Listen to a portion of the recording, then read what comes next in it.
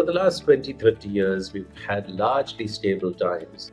And so businesses have tended to reward people for execution. If you could be reliable, deliver what you said you're going to do, and there are no surprises, then you were rewarded.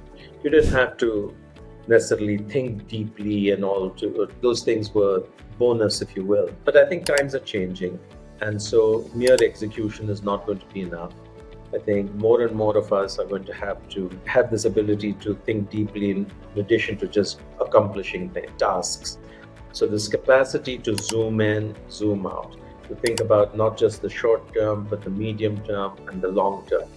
And from time to time, change your question and change your worldview or assumptions or paradigm is going to be really important. Mr. Narendra used to say, look, it's important to have both a bird's eye view and a worm's eye view. He says nobody is going to get rewarded for having just one or the other. Okay, and I think this is really, really important.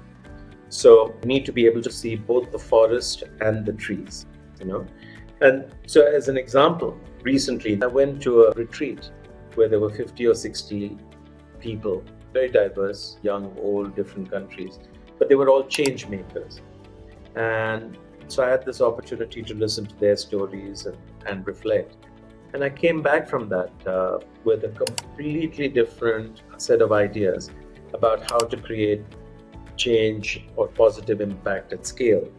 And so both the organizations I'm part of, GAME as well as the Global Energy Alliance, we've completely pivoted basis some of these deeper understandings. And so obviously you don't want to do this too often, but the ability to go away, think deeply, reflect, and be able to course correct is very important, because at least in my case, what I realized is the path we're on, even if we stay on it for 5 years, we're never going to reach the goals that we had set for ourselves. And so I think this is a very important skill that I would think is relevant to more and more people in the 21st century.